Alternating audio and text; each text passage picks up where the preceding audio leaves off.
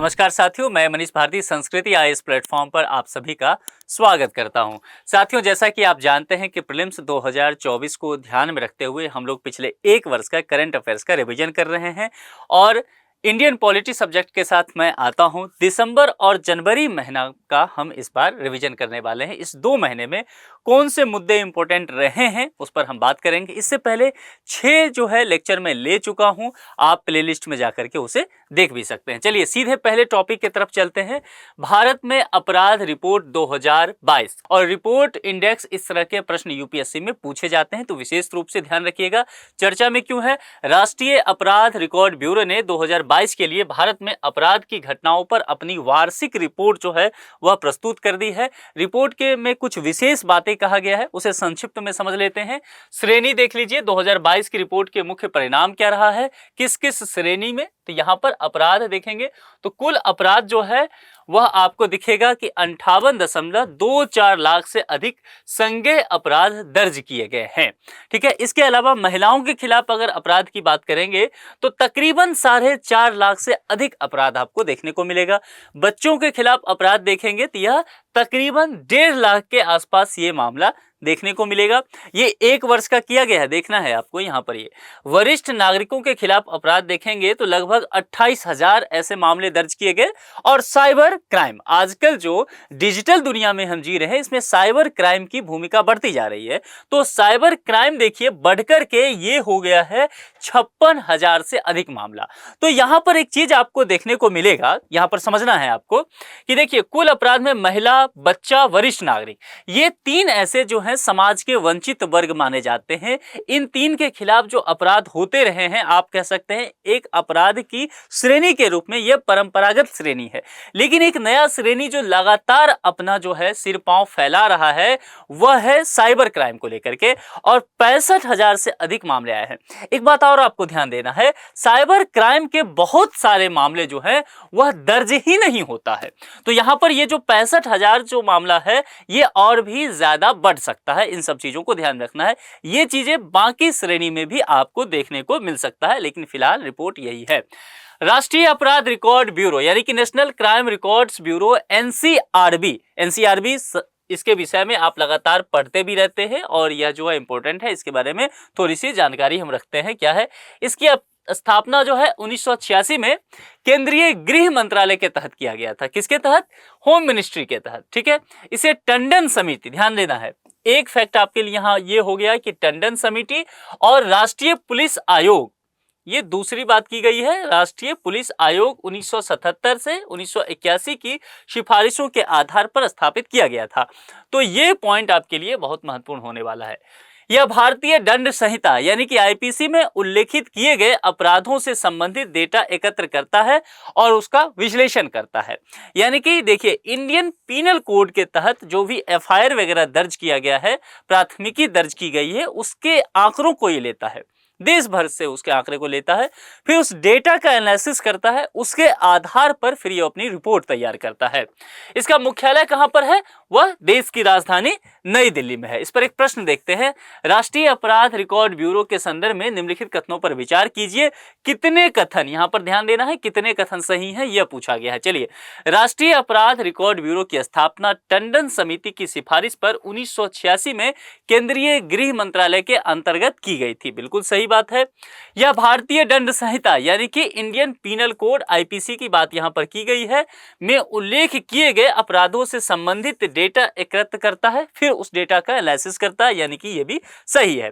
राष्ट्रीय अपराध record bureau NCRB की बात की गई है। रिपोर्ट 2022 के अनुसार भारत में कुल, मैंने आपसे कहा था कि 58 लाख से कुछ अधिक यानी कि 58.24 लाख से अधिक संज्ञेय अपराध दर्ज किए गए हैं। तो यह भी सही है।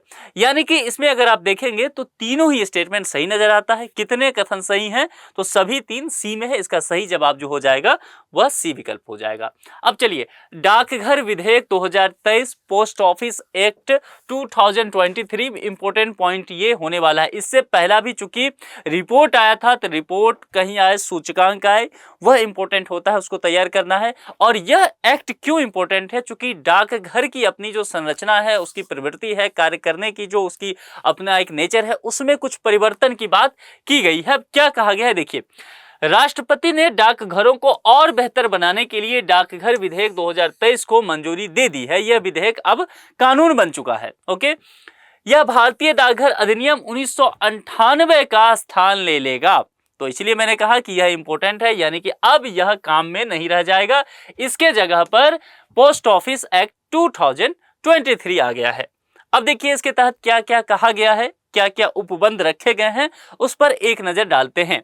यह विधेयक डाक अधिकारियों को, अब देखिए डाकघर के जो ऑफिसर्स होते हैं उसको कुछ विशेष अधिकार दिया गया है। यहां पर ध्यान देना है, यह विधेयक डाक अधिकारियों को कुछ आधारों पर डाक के माध्यम से भेजी जा रही किसी सामग्री को, ध्यान देना है, किसी सामग्री को रोकने, खोलने या जब्त करने का अधिकार देता है। इस पॉइंट को लेकर के पार्लियामेंट में बहुत विवाद भी हुआ था। यदि आप न्यूज़पेपर पे नज़र रखते हो, लगातार मैगजीन वगैरह पढ़ते हो, तो आपको ये ध्यान में होगा, यहाँ पर ये बातें की गई। आप व्यवहारिक तौर पर समझिए कि आपको किसी से प्रेम हो गया और आप प्रेम पत्र उस व्यक्ति तक भेजना भी चाहते हैं, तो आप क्या करेंगे, छुपके से। अब आप नहीं चाहते कि आप व्हाट्सएप पे करें मैसेज या टेलीग्राम पे, इंस्टा पे, ये सब चीज़ें नहीं करना चाहते, क्योंकि आजकल डिजिटल ज़माना में बड़ा ये चीज़ें हो गई है कि थोड़ी गोपनीयता नहीं रह पाता है। तो आपने पुराने ज़माने का, पिताजी के, दादाजी के तौर तरीके अपनाए कि प्रेम पत्र लिखते हैं, और आपको लगा कि इससे मामला अच्छा बन भी सकता है, तो आप प्रेम पत्र लिखे और डाकघर जाकर बहुत बढ़िया से सील पैक करके उसको भेज दिया कि जहां भेजना है। अब यहाँ पर आप जब यहाँ पर ये सब काम करके गए थे, तो थोड़े छुपते छुपाते कर रहे थे। डाकघर के अधिकारियों को लगा कि हो सकता है कुछ मामला संगीन ना हो जाए, तो आपने जो प्रेम पत्र भेजा था, आप तो ये जान रहे थे कि जिसको भेजा गया है वही पढ़ेंगे इसे, बीच में कोई व्यक्ति इसको नहीं पढ़ेगा। लेकिन यहाँ पर अधिकारियों को ये अधिकार दे दिया गया कि वो चाहे, उनको शंका हो जाए तो कुछ विशेष परिस्थिति में आपने जो सामग्री भेजी थी लिफाफा बंद, उसको वो खोल सकते हैं, उसको वो देख सकते हैं, रोकने, खोलने या जब्त करने इसका अधिकार है। तो पढ़ लेंगे आपका जो चिट्ठी आपने लिखा है, वो सारे शब्द जो है जिनको पहुंचाना था और पहुंच जाएगा कहीं और। तो देखिए यहाँ पर आपको दिक्कत हो जाएगा ना। आप चाहते थे ना कि आपकी गोपनीयता बनी रही, आप जो जिस तक संवाद पहुंचाना चाहते थे, तो इसलिए इस पॉइंट पर विवाद काफी हो गया था। लेकिन ये है अभी इस अधिनियम में, इन आधारों में देश की सुरक्षा, अन्य देशों के साथ मैत्रीपूर्ण संबंध, लोक व्यवस्था, आपातकाल, लोक सुरक्षा इत्यादि शामिल हैं। नियमों द्वारा तय किसी भी दायित्व को छोड़कर डाकघरों पर किन्हीं अन्य सेवाओं के संबंध में कोई अन्य दायित्व नहीं होगा। डाकघर को बेहतर करने के लिए, उसके एडमिनिस्ट्रेशन को मजबूत करने के लिए, उसके कार्य प्रणाली में बेहतर करने के लिए ये काम करना बहुत जरूरी था, इसलिए इस तरह की चीजें उपबंध शामिल किया गया। डाक सेवाओं के महानिदेशक को, यहां पर ध्यान देना है ये पॉइंट, ये जो डाक सेवाओं के जो महानिदेशक होंगे, डायरेक्टर जनरल की बात की गई है, को भारतीय डाक का प्रमुख नियुक्त कर दिया गया है। मामला समझ में आ गया। एक नई चीजें व्यवस्था की गई इस उपबंध में, इसको भी आपको ध्यान में रखना है।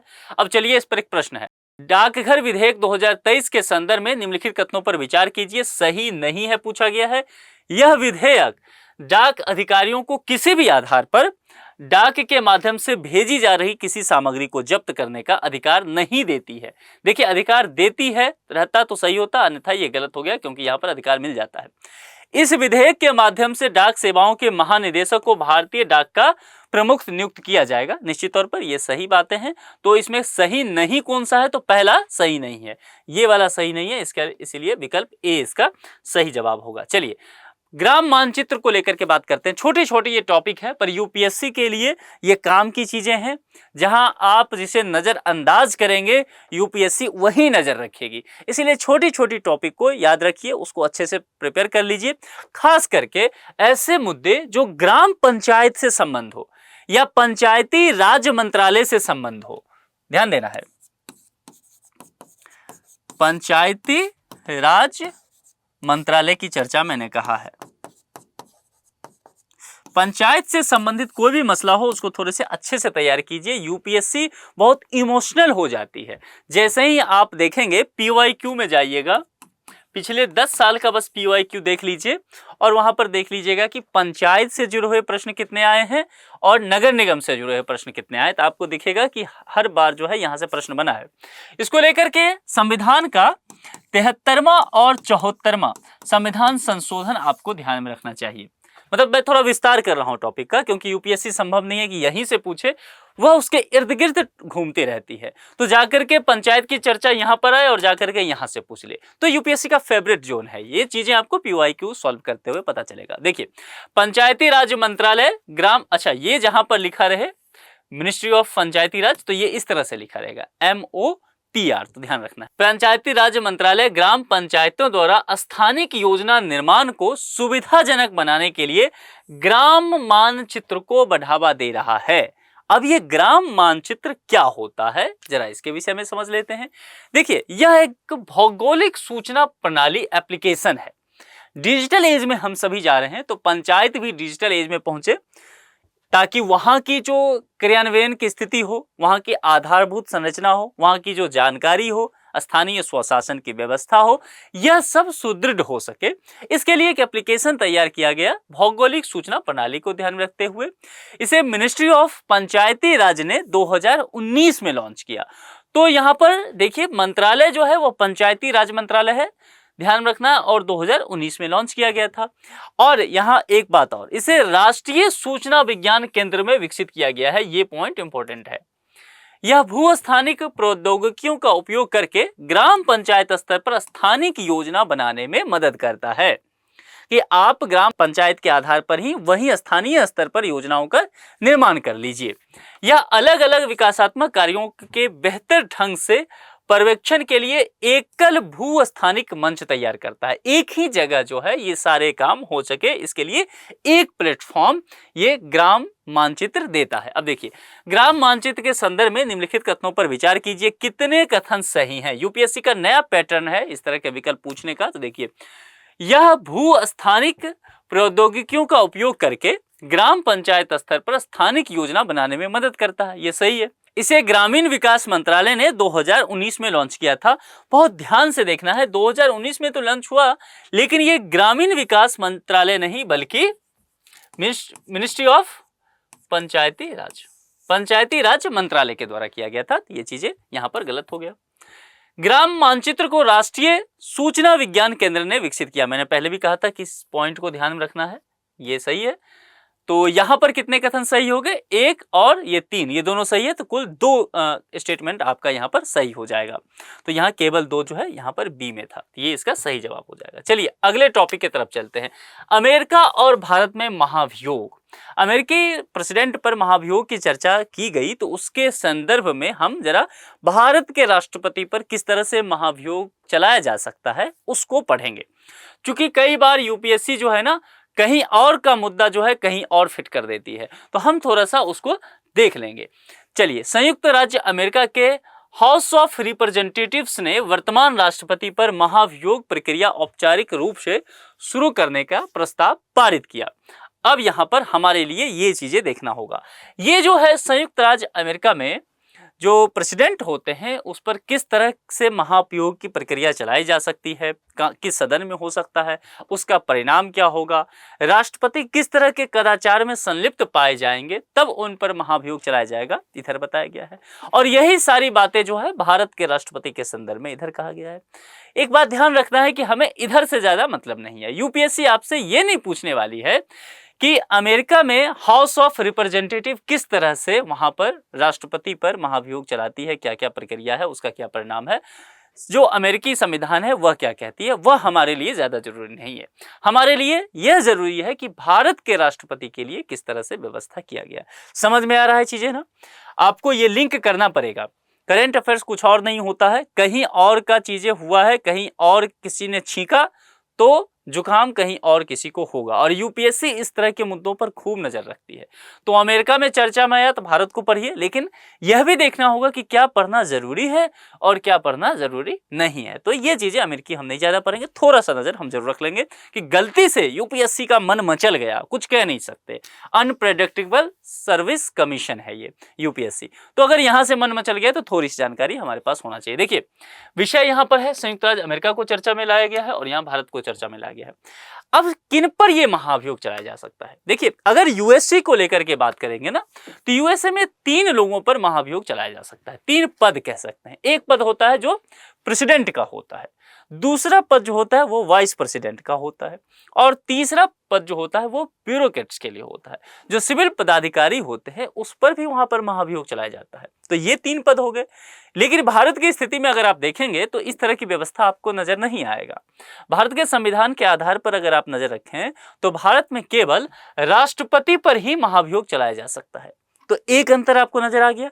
तो भारत के संदर्भ में अगर इस तरह का स्टेटमेंट बनता है और गलती से यूपीएससी ने चालाकी करते हुए राष्ट्रपति के साथ उपराष्ट्रपति शब्द डालने की कोशिश किया तो आप वहीं पर सतर्क हो जाइएगा, क्योंकि उपराष्ट्रपति भारत में वह पद नहीं है जिस पर भारत के संविधान के आधार पर महाभियोग चलाया जा सके। यह केवल और केवल राष्ट्रपति के साथ इस तरह का कृत्य किया जाएगा। तो एक मामला समझ में आ गया। चलिए, महाभियोग का आधार ये बहुत इंपॉर्टेंट है। अब देखिए, यूएसए में महाभियोग का क्या आधार है वह अलग है, और भारत में महाभियोग का क्या आधार है। भारत में जो महाभियोग का आधार है सबसे पहले वही समझ लीजिए। अगर राष्ट्रपति महोदय, यहां पर समझ लीजिए, संविधान का किसी भी तरीके से अतिक्रमण करते हुए पाए जाते हैं, मतलब ऐसा लगता है कि वे संविधान का अपमान कर रहे हैं, संविधान सम्मत कार्य नहीं कर रहे हैं, इस स्थिति में ही उन पर महाभियोग चलाया जाएगा।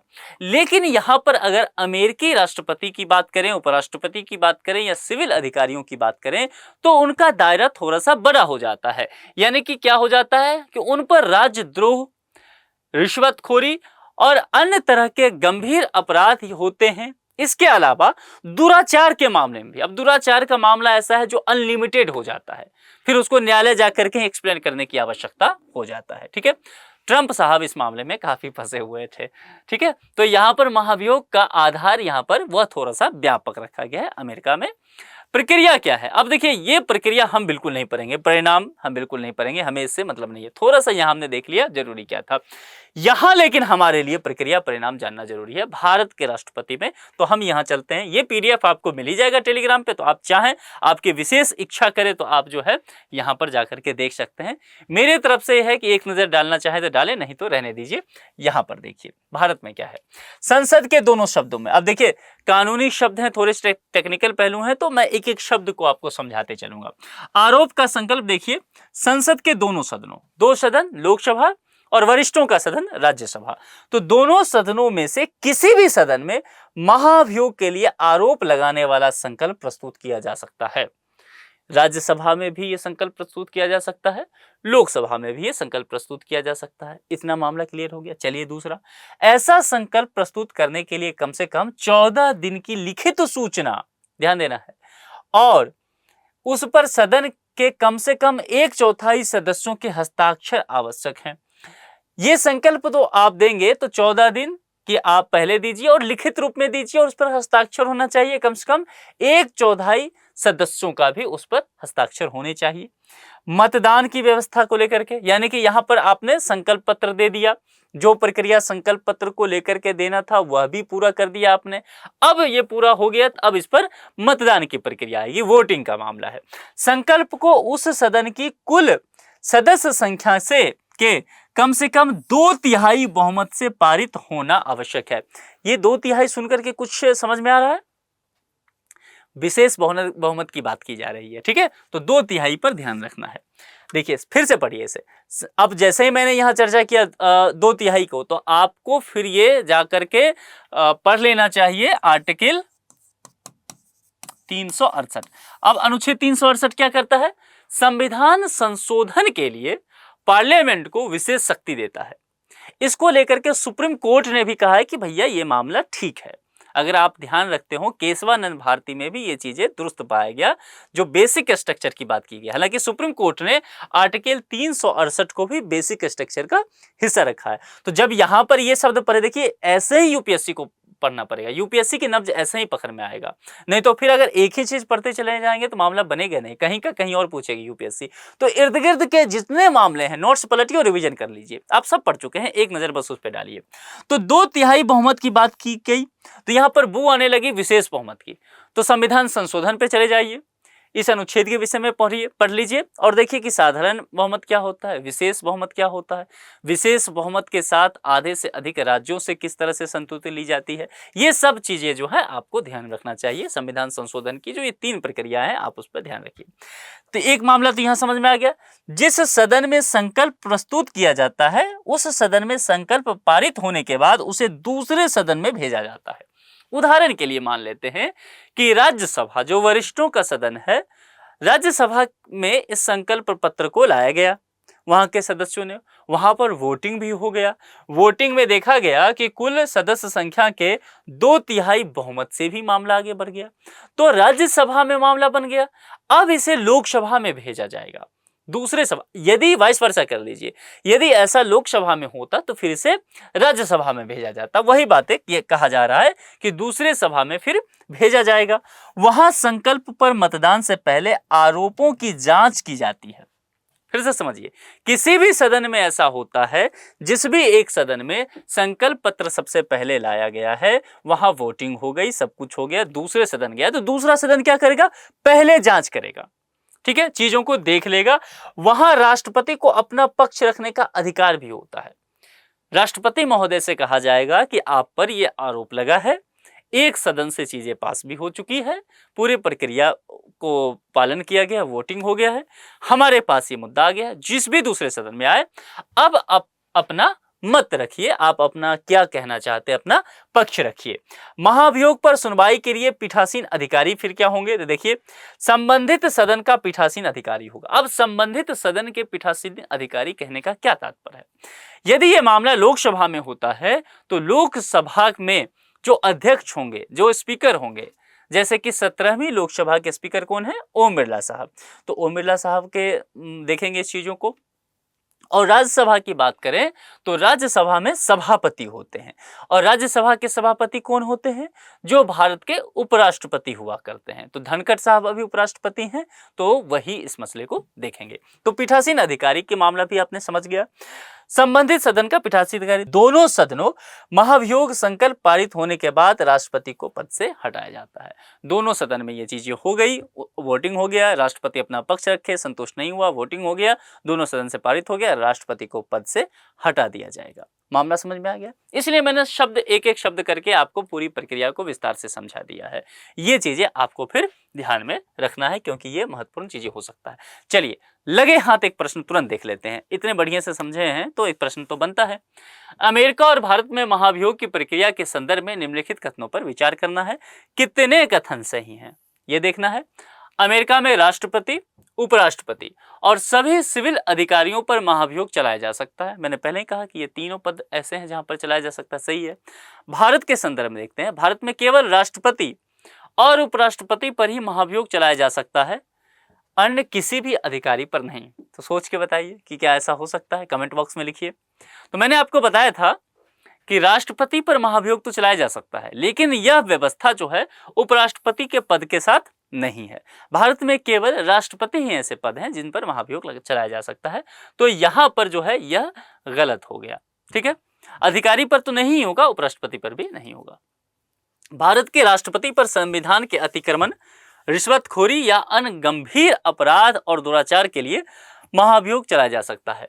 पद पर रहते हुए ना राष्ट्रपति कोई दुराचार भी कर लें तब भी कोई मामला उन पर नहीं बनेगा, रिश्वतखोरी का भी मामला उन पर बनेगा नहीं। फिर महाभियोग चलेगा कैसे, तो उन पर महाभियोग एक ही तरीके से चल सकता है यदि वे संविधान का अतिक्रमण करते हुए पाए जाते हैं तब। ये मसला जो है दुराचार का मसला, रिश्वत का मसला, ये सब जो है वह अमेरिका के लिए है। यूएसए के प्रेसिडेंट ऐसा करते हैं, वाइस प्रेसिडेंट ऐसा करते हैं, या फिर सिविल सर्वेंट ऐसा करते हैं, तो उन पर महाभियोग चलाया जा सकता है। मामला समझ में आ गया। तो ये भारत के लिए नहीं है, तो ये मामला भी गलत। कितने कथन सही हैं, तो एक ही कथन सही है, केवल एक, तो यह विकल्प ए हो जाएगा। मामला क्लियर है। चलिए आगे बढ़ते हैं। फिर भारत में अधिकरण प्रणाली, ट्रिब्यूनल सिस्टम इन इंडिया, ये बहुत इंपॉर्टेंट है और ये ऐसा टॉपिक है जहां से यूपीएससी भर भर के प्रश्न पूछ चुकी है। अगर आप PYQ पलटे तो आपको ये जगह जगह पर चौराहे चौराहे पे पिछले वर्षों के प्रश्न पत्र में आपको दिख जाएगा। इसीलिए अधिकरणों को थोड़े अच्छे ढंग से पढ़िए।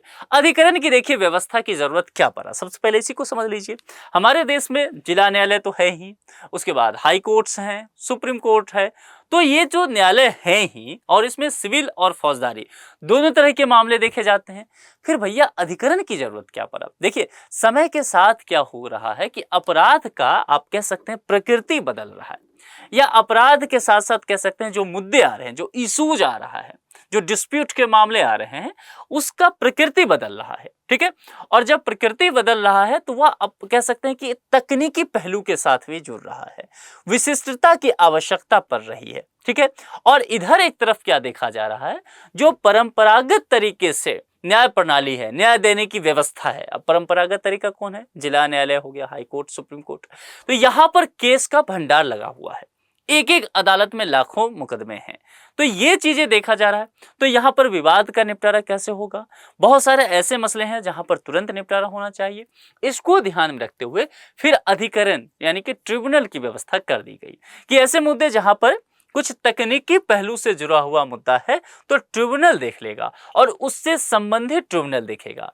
अब एक प्रश्न आता है, आप पूछेंगे कि क्या भारत के संविधान में ट्रिब्यूनल की चर्चा की गई है? तो मैं कहूंगा हाँ बिल्कुल ट्रिब्यूनल की चर्चा की गई है। आप कहेंगे अनुच्छेद बताइए, मैं कहूंगा चलिए देख लेते हैं। यहां पर सुप्रीम कोर्ट ने एक निर्णय दिया है। देखिए सुप्रीम कोर्ट इस सबका बॉस है, ठीक है, चाहे वो डिस्ट्रिक्ट कोर्ट हो, चाहे हाई कोर्ट हो, चाहे वो ट्रिब्यूनल हो, सबका बॉस कौन? Supreme court. तो सुप्रीम कोर्ट ने एक निर्णय दिया, ये अधिकरण वालों से पूछा कि ये भाई साहब आप ये बताइए कि आप लोग ये सरकार को नीति निर्माण के लिए निर्देश क्यों देते रहते हैं? पॉलिसी मेकिंग करवाने का काम आपका नहीं है। आप जो मुद्दे गए हैं, कुछ स्पेशल कैटेगरी के मुद्दे, जिस भी ट्रिब्यूनल से संबंधित मामले, आप उन चीजों को देखिए। आप सरकार को ये करने में आदेश दीजिए, मैं उसके लिए मना नहीं कर रहा हूं, पर यह नीति निर्माण का आदेश मत दीजिए। पॉलिसी मेकिंग के लिए आपको डायरेक्शन देने का अधिकार नहीं है, ये काम सुप्रीम कोर्ट का है, हमें करने दीजिए। ठीक है, तो यहां पर अधिकरण को यह कहा गया, यानी कि कह सकते हैं अधिकरण को थोड़ी सी हिदायत दी गई है सुप्रीम कोर्ट के द्वारा कि थोड़ा भैया दायरे में रख करके काम कीजिए। मामला समझ में आ गया? आगे बढ़ते हैं, अधिकरण प्रणाली के विषय में समझ लेते हैं। अब देखिए अधिकरण जो होता है ना, मैंने एक शब्द बार बार आपसे कहा कि विशेष प्रकृति के विवाद वहां पहुंचते हैं। जैसे कि मान लेते हैं एक विवाद बहुत चर्चा में बना हुआ है, नदी जल विवाद। उदाहरण देकर के मैं समझाता हूं ताकि आप समझ सकें। नदी जल विवाद, अब कहेंगे कि सर ये भी बता दो, नदी जल विवाद में कोई नदी एक रख लेते हैं। जैसे देखिए वैसे तो दिल्ली और चंडीगढ़, हरियाणा ये भी उलझा हुआ रहता है, यूपी भी, लेकिन यमुना नदी के पानी को लेकर के, लेकिन एक फेमस नदी जल विवाद है, मैं उधर ले चलता हूं आपको, और वो है कावेरी नदी में चलना पड़ेगा। कावेरी नदी पे हम लोग पहुंच गए हैं। तो हम लोग कावेरी नदी के तट पे खड़े हैं, यहां पर यह विवाद हो रहा है, और इस विवाद में दो तीन स्टेट जो हैं वह उलझे हुए हैं। एक तो तमिलनाडु उलझा हुआ है, एक कर्नाटका उलझा हुआ है, एक केरल उलझा हुआ है। थोड़ा बहुत पुडुचेरी का भी हाथ है इसमें, लेकिन वो थोड़ा गौन है। मुख्य रूप से ये तीनों हैं, और उसमें भी मुख्य रूप से देखेंगे तो कर्नाटक और तमिलनाडु तो एक दूसरे को इस मुद्दे पर देखना ही पसंद नहीं करते हैं। तो देखिए अब ये मामला जो है वह जल विवाद का है। अब जल विवाद का मसला है तो इस टॉपिक से संबंधित कुछ व्यक्ति हो सकते हैं, कुछ भूगोलविद हो सकते हैं, इंजीनियर्स हो सकते हैं, साइंटिस्ट हो सकते हैं। वह इस मसले को बहुत आराम से समझेंगे, उनको समझ है जल को लेकर के कि कहां पे किस राज्य को की जनसंख्या क्या है, वो मानव भूगोल को समझ रहे हैं उस राज्य की, तो उनको पता है कि इस राज्य में जल की क्या आवश्यकता हो सकती है, इसके तकनीकी पहलू को समझ रहे हैं। कावेरी नदी की क्या स्थिति है भौगोलिक रूप से, वे इसकी जानकारी रखते हैं, यानी कि इस मुद्दे के वो एक्सपर्ट हैं। तो इस मुद्दे पे वो जो फैसला दे पाएंगे वो एग्जैक्ट फैसला वैसा नहीं हो पाएगा जो कि न्यायाधीश देंगे। यानी कि न्यायाधीश क्या है, वो कानून जानेंगे, विधि को जानेंगे। मामला समझ में आ रहा है? और ये इस मुद्दे की पूरी जानकारी रखेंगे। तो अब यहां पर समझ लीजिए, यह एक अर्धनिकायी संस्था कर दिया गया। इसमें क्या कर दिया गया कि एक तरह से न्यायपालिका से भी जुड़े हुए व्यक्ति रहेंगे, जो रिटायर्ड जज वगैरह होते हैं उनको यहां रख दिया जाता है। अमेरिका में एक कहावत है, वंस अ जज ऑलवेज अ जज, यानी कि एक बार जो व्यक्ति जज बन गया, न्यायाधीश बन गया, आजीवन वो न्यायाधीश बना रह गया। भारत के अगर ट्रिब्यूनल सिस्टम पर आप नजर दौड़ाएं, बहुत बारीकी से विचार करें, कुछ कुछ वैसा ही होता हुआ नजर आएगा। अब देखिए होता क्या है, जैसे कि मान लेते हैं डीवाई चंद्रचूड़ साहब हैं, अभी हमारे देश के सीजीआई हैं, बहुत एक्टिव हैं, बहुत मुखर हैं, बहुत प्रोग्रेसिव माइंडसेट के जज माने जाते हैं, लेकिन 1-2 साल में ये रिटायर कर जाएंगे। अब अगर ये रिटायर कर गए तो इनके पास इतना जो अनुभव है, ज्ञान है, यह सब तो देखिए व्यर्थ चला जाएगा। राष्ट्र के लिए तो फिर ये यूज नहीं आएगा लोगों के लिए। ऐसे बहुत सारे न्यायाधीश रिटायर करते हैं, तो जिस एज में जा करके इनके पास और ज्यादा न्याय को लेकर के बातें आती है, समझ आती है, उस एज में रिटायर कर जाते हैं। अगर इनसे आगे ना काम लिया जाए तो फिर यह हो सकता है कि एक जो बौद्धिक संपदा राष्ट्र की है वो तो बर्बाद हो गया। तो रिटायर्ड जज वगैरह जो होते हैं उनको इस ट्रिब्यूनल में रख देती है सरकार कि भाई साहब आपको बहुत जानकारी था, आप तो बहुत अच्छे न्यायाधीश रहे हैं, तो आप इस ट्रिब्यूनल के मेंबर बन जाइए। तो जज को एक तरफ रख दिया और जज साहब को कहा कि देखिए नदी जल वाला मामला जो है ना, ये आप देखिएगा। तो ये कहे कि यार नदी जल वाला तो ठीक है, आप कह रहे हैं ट्रिब्यूनल है, कोई और बंदा दीजिए जो नदी वगैरह के बारे में अच्छी जानकारी। सरकार ने कहा व्यवस्था है हमारे पास, ट्रिब्यूनल हम इसलिए तो लाए। तो यहाँ पर उस विषय से संबंधित विशेषज्ञ भी क्या कर दिया गया, रख दिया गया सरकार के द्वारा। यानी कि एक जो जज होंगे, पूर्व जज, ये कानून वगैरह की सही जानकारी रखे, और ये कोई साइंटिस्ट है, इसको कानून वगैरह उतना नहीं पता है, इनको ये पता है जल वगैरह के बारे में। समझ रहा है मामला आपको? तो इनको इस मुद्दे की जानकारी, इस मुद्दे से संबंधित ये विशेषज्ञ, और इस मुद्दे से संबंधित जो कानून होगा उसके लिए ये न्यायाधीश, दोनों मिलके अब फैसला देंगे तो फैसला सही भी आएगा और जल्दी भी आ जाएगा, तारीख पे तारीख से बच गए। तो ट्रिब्यूनल का कॉन्सेप्ट ये है।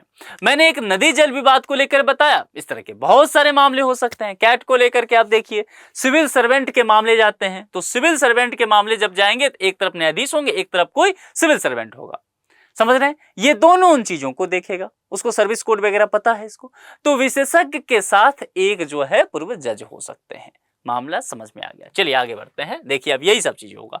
अधिकरण जो है अर्ध न्यायिक निकाय होते हैं। अर्ध न्यायिक क्यों? क्योंकि एक विशेषज्ञ है ना इसमें, पूरा तो है नहीं, एक ही कुर्सी पे आधा आधा बैठे हुए दोनों, ठीक है? नहीं मतलब लिटरली एक ही कुर्सी पे नहीं बैठे हुए, मैं कहने के लिए कह रहा हूँ कि 50-50% शेयर हो जाएगा। ऐसा ना आप समझ लें कि अच्छा एक ही कुर्सी और दोनों बैठे हुए हैं। इनका उद्देश्य न्यायपालिका पर मुकदमों का भार कम करना है। ये मामला समझ में आ गया। 1976 में 42वां संविधान संशोधन के जरिए अनुच्छेद 323A, अनुच्छेद 323B को भारत के संविधान में जोड़ा गया था। देखिए ये जो 42वां संविधान संशोधन हुआ ना, इसको थोड़ा सा पढ़ लीजिएगा। यहां ट्रिब्यूनल से जुड़ा हुआ मुद्दा मैं नहीं बताना चाह रहा हूं। 42वां संविधान संशोधन को मिनी कॉन्स्टिट्यूशन भी कहते हैं। यहां पर इतने बदलाव कर दिए गए इस संविधान संशोधन करके कि संविधान एक नए रूप में देखने को मिला। यहां तक कि संविधान के प्रस्तावना तक में बहुत सारे शब्द जोड़ दिए गए। जैसे कि आप पंथ निरपेक्ष की बात करते हैं, समाजवाद की बात करते हैं, अखंडता जैसे शब्द जोड़े गए। ये 3 शब्द जो प्रस्तावना में जोड़े गए वो 42वां संविधान संशोधन के द्वारा ही जोड़ा गया। और भी संविधान के अंदर जिस भी आप अनुसूची में चलेंगे लगेगा कि कितना सारा बदलाव हो गया। 42वां संविधान संशोधन के तहत बहुत सारे उपबंधों में बदलाव किया गया। तो यहां पर आपको ये चीजें थोड़ा सा अलग से जरूर पढ़ लीजिएगा। मैंने हालांकि इसकी चर्चा पहले कर दिया है, अगर आप जाएंगे इसी प्लेलिस्ट में करंट अफेयर्स में तो आपको ये पढ़ने को मिल जाएगा। तो एक बात तो समझ में आ गया, हमारी जो काम की चीज है वह 42वां संविधान संशोधन के ट्रिब्यूनल को लेकर के देखना है। तो 1976 में 42वां संविधान संशोधन के जरिए, ध्यान रखना है फिर से, आर्टिकल 323A और आर्टिकल 320B इस दोनों को जोड़ा गया था। अब जरा सा देख लेते हैं 323A क्या है और B भी देख लेंगे। देखिए यह संसद को लोक सेवकों की भर्ती, उनकी सेवा शर्तों से संबंधित मामलों से निपटने के लिए प्रशासनिक अधिकरण गठित करने का अधिकार देता है। मैंने आपको कैट की चर्चा किया था, वही बात यहाँ कही गई है। संसद, केंद्र और राज्य दोनों स्तरों पर अधिकरण का गठन कर सकती है। ध्यान रखना है, संसद ने कहा है संसद, केंद्र और राज्य दोनों स्तरों पर अधिकरणों का गठन कर सकती है। ठीक है, ये पॉइंट इंपॉर्टेंट था। अब यहाँ पर मैंने कहा 323B भी हम देखेंगे। इसके तहत अन्य विषयों क्यों अन्य विषयों भैया? क्योंकि 323 ए जो है लोक सेवकों की भर्ती और उनकी सेवा। तो जब आप आईएएस बन जाएंगे, कोई भी मसला आएगा आप यहाँ चले जाइएगा, अभी से ही इसको तैयार रख लीजिए। अनुच्छेद 323 ए जब तक आप सिविल सर्वेंट रहते हैं आपके लिए महत्वपूर्ण होने वाला है। यही अनुच्छेद आपको काम देगा, इसी अधिकरण में आपको जाना है, इसलिए इस हिसाब से इसको तैयार कीजिए। अच्छा, उसके अलावा ये जो 323 बी जो है कराधान का हो गया, लैंड रिफॉर्म का मामला हो गया, इन सब चीजों के लिए अधिकरणों की स्थापना से संबंधित प्रावधान किए गए। इन विषयों के लिए संसद या राज्य विधानमंडल कानून बनाकर अधिकरणों का गठन करती है। ध्यान देना है शब्द संसद, राज्य विधानमंडल दोनों को ही ये शक्ति दिया गया है। अधिकरणों की संरचना के बारे में समझ लीजिए। अधिकरणों में न्यायिक सदस्यों के साथ साथ विशेषज्ञ सदस्य यानी कि तकनीकी सदस्य भी नियुक्त किए जाते हैं। मैंने पहले ही सब समझा दिया है। अपील, देखिए जनरली क्या होता है, अधिकरणों के फैसलों के खिलाफ अपील संबंधित हाई कोर्ट में की जाती है। आप वहां के फैसले से नहीं खुश हैं, अधिकरण के फैसले से, आप हाई कोर्ट का दरवाजा खटखटा दीजिए। कुछ ऐसे कानून भी हैं जिनके अंतर्गत अपीलों की सुनवाई सुप्रीम कोर्ट द्वारा भी की जाएगी, तो अब सुप्रीम कोर्ट भी पहुंचने की कुछ विशेष व्यवस्था किया गया है। इस पर एक प्रश्न देखते हैं। भारत में अधिकरण के संदर्भ में निम्नलिखित कथनों पर विचार कीजिए, कौन सा सही है यह पूछा गया है। इसमें 42वें संविधान संशोधन द्वारा भारत के संविधान में जोड़ा गया था, तो ये सही है, मैंने पहले ही इसकी चर्चा किया। मिनी कॉन्स्टिट्यूशन, कराधान, भूमि सुधार जैसे विषयों के लिए अधिकरणों की स्थापना केवल संसद द्वारा की जाती है। तो यहां पर देखना है कि केवल संसद द्वारा की जाएगी। यहां पर केवल शब्द, मैंने कहा था ऐसे शब्द आ जाएं जहां पर केवल, किंतु, परंतु, सिर्फ, तो ठहर के जरा सोचना है। ये शब्द ऐसे गलत कराते हैं प्रश्नों को। संसद द्वारा नहीं, संसद तो है ही लेकिन विधानमंडल भी होगा, तो इसलिए यह संसद की केवल बात करता है, तो गलत हो गया। यानी कि केवल एक जो है सही होगा। ये पूछा गया था कि आपसे सही है, तो केवल एक ही सही है। ये मामला क्लियर हो गया। चलिए अब आगे बढ़ जाते हैं। फिर सुप्रीम कोर्ट विधिक सेवा समिति, अब ये सुप्रीम कोर्ट की जो विधिक सेवा समिति है, जरा इसके विषय में समझ लेते हैं। सुप्रीम कोर्ट में कुछ काम हुआ है तो इसको लेकर के जरा देखना पड़ेगा।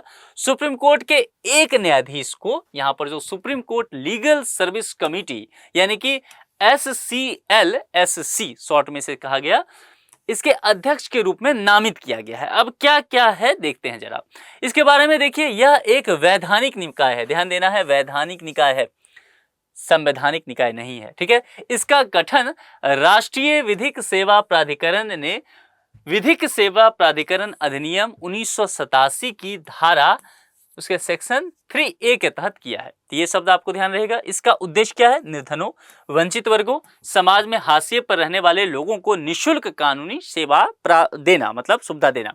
बहुत सारे ऐसे लोग हैं जो कि आप देखेंगे बहुत सारे लीगल रिपोर्ट्स ऐसे हैं। विधि आयोग की रिपोर्ट ले लीजिए, तो लॉ कमीशन ने कहा ये कि जेल में बहुत सारे लोग जो बंद हैं, दरअसल वो इसलिए है कि उन पर जमानत उनको नहीं मिला है। लंबे समय से जो है वो जेल में इस पर बंद है कि जमानत राशि उनके पास उपलब्ध नहीं हुआ है या फिर अच्छे वकील उनको नहीं मिल पाया है। तो ये सब सुप्रीम कोर्ट ने सोचा कि भैया ऐसे में तो जेल बढ़ता ही जाएगा और केस बढ़ता ही इधर जाएगा, तो फिर उनको कानूनी सहायता कैसे मिले? उनके पास वकील नहीं है, तो वकील की सुविधा कैसे मिले? इन सब चीजों के लिए इसको लेकर के बातें किया गया SCLSC में, ठीक है। और यह किया गया कि निःशुल्क कानूनी सेवाएं प्रदान करना इसका एक उद्देश्य रख दिया गया। भारत के मुख्य न्यायाधीश इस समिति के मुख्य संरक्षक होते हैं। भारत के मुख्य न्यायाधीश यानी कि चीफ जस्टिस ऑफ इंडिया, जैसे कि अभी की DY चंद्रचूड़ हैं, तो वही होंगे। संरचना को लेकर के देखते हैं, तो इसमें एक अध्यक्ष होगा और 9 सदस्य शामिल होते हैं। अध्यक्ष जो है सुप्रीम कोर्ट का मौजूदा न्यायाधीश होगा, कोई भी एक मौजूदा न्यायाधीश होता है। सदस्य भारत के मुख्य न्यायाधीश द्वारा फिर नामित किए जाते हैं।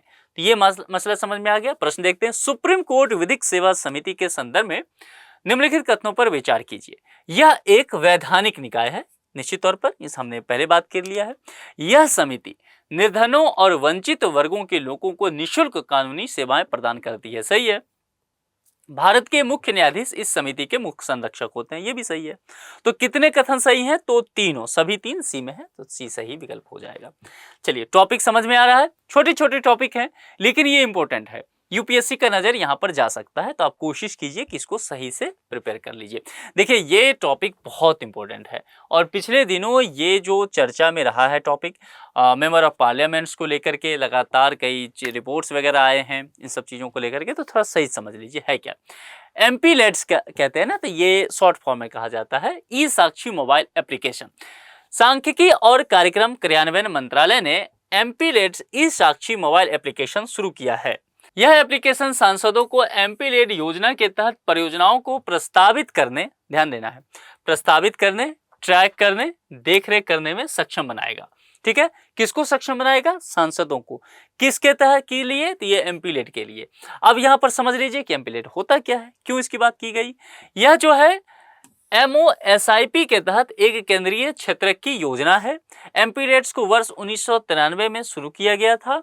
एमपी लेड्स निधि का उपयोग कहाँ कहाँ हो सकता है? तो पेयजल के लिए, प्राथमिक शिक्षा आदि के लिए, टिकाऊ सामुदायिक परिसंपत्तियों के निर्माण वगैरह के लिए सांसद महोदय ये सब कराते रहते हैं। इस योजना के तहत प्रत्येक सांसद को प्रति वर्ष 5 करोड़ रुपये जो है आवंटित किया जाता है, ताकि अपने संसदीय क्षेत्र में वे पेयजल की व्यवस्था करना हो, प्राथमिक शिक्षा की व्यवस्था करना हो, सामुदायिक विकास के कार्यक्रम हो, ये सब काम वे करा सके। ये मामला समझ में आ गया।